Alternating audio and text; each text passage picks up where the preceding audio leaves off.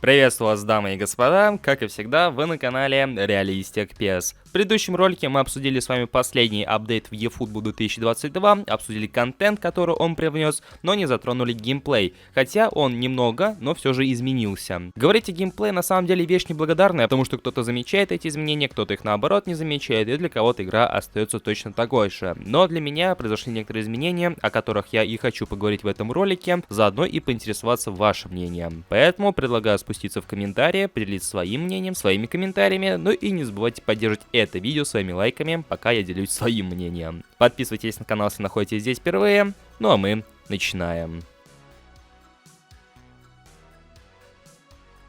Я успел пробежаться по геймплею в офлайне, я успел пробежаться по геймплею в онлайне, по основному онлайну, и также немножко затрону лобби матчи, потому что, как по мне, там геймплей тоже немножко отличается. Итак, что же касаемо офлайна, то его нужно оценить отдельно от онлайна, потому что все мы понимаем, что в онлайне немножко непропорциональные скиллы ввиду прокачки, и заведомо того факта, что Konami срезают оригинальные скиллы, опять же, чтобы потом эти скиллы прокачивать. Итак, мне кажется, что в офлайне игра стала чуть более плавнее. Опять же, все тот же eFootball, игроки бегают, прыгают, но все это делается несколько плавнее, что ли. Опять же, это субъективный момент, но ощущается и смотрится, как по мне, это намного лучше, чем до этого. Если обратиться к игре с искусственным интеллектом на высоком уровне сложности, то опять же наблюдается положительная тенденция, что искусственный интеллект начинает вести себя намного сдержаннее, нежели ранее, потому что до предыдущих обновлений он часто играл через верх. Я заметил это еще в предыдущих обновлениях, но, слава богу, Konami от этого не отходит, и теперь искусственный интеллект не закидывает вас забросами на фланге. Это, несомненно, радует. Пытается играть через низ, перепасовывается, иногда даже катает как Барселона, но в этом нет ничего такого.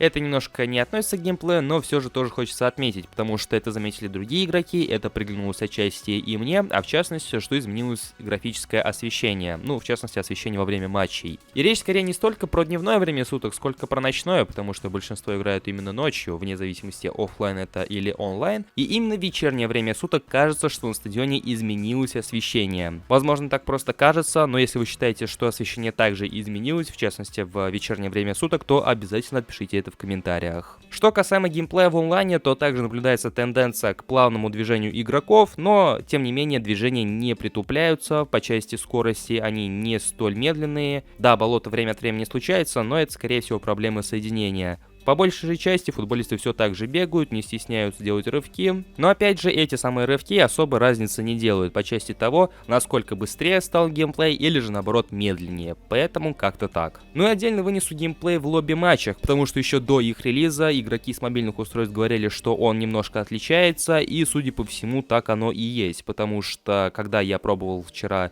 лобби-матчи, сыграл парочку матчей, геймплей вроде бы казался таким же, как в онлайне, однако с небольшим но. Вкладывается ощущение, что игра делает все, чтобы ваша команда не забила, и наоборот, противоположная команда всячески защитила свои ворота. Но стоит признать, что это работает в обе стороны, то есть нет такого, что вы не забиваете, а ваш соперник тащит все, и он в свою очередь забивает вам, а вы ничего не тащите. Нет, вы одинаково бьете безуспешно по воротам, защитники вытаскивают, вратари вытаскивают, и как-то вот так вот. Первый мой матч в рамках лобби закончился тем, что лучшим игроком матча, впервые за все время, что я играю в eFootball, стал голкипер. Это не что-то сверхъестественное, я видел, как и у других игроков, голкиперы становились лучшими игроками встречи, но, опять же, учитывая тему, в которой мы все это обсуждаем, лобби комнаты, немножко иное представление геймплея, все-таки кажется, что что-то не так, согласитесь. То есть сам игровой процесс изменений не претерпел, тут скорее всего соотношение ударов и голов, потому что, как мне показалось во время матчей, возникали такие моменты, из которых можно было бы забить, и в другом любом онлайн-матче такой бы гол, может быть, и залетел. Но именно в лобби-матчах защитники изворачиваются так и этак, вытаскивая мячи, по сути, из пустых ворот. Повторюсь же, основная претензия не в том, как чувствуется геймплей, а в том, как игрокам позволяют забивать голы в ворота друг друга, потому что мне кажется, что в этом режиме геймплей немножко растягивается по части забитых мячей, чтобы перевести игру в дополнительное время, ну или просто увеличить время матча, кто знает. Ну или же простое объяснение всему этому: ни я, ни мой оппонент не могли нормально пробить по воротам, а постоянно били, когда рядом были защитники, поэтому они и успевали накрывать мячи. Может быть, все дело в этом, а может быть и несколько иначе.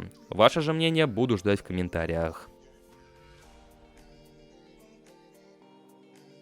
Как-то вот так вот. Всего я тут наговорил касаемо онлайна глобального, касаемо онлайна в виде лобби-матчей и оффлайна. Повторюсь же, ваше мнение буду ждать в комментариях под этим роликом. Изменился ли хоть как-нибудь геймплей для вас, ощущения, графическая составляющая. Не забывайте также поддерживать это видео своими лайками, друзья. Подписывайтесь на наши соцсети, ссылка на которые присутствует в описании. Подписывайтесь на этот канал, если находитесь здесь впервые. Ну а у меня на сегодня все. Всем спасибо за просмотр, удачи в eFootball и до скорых встреч.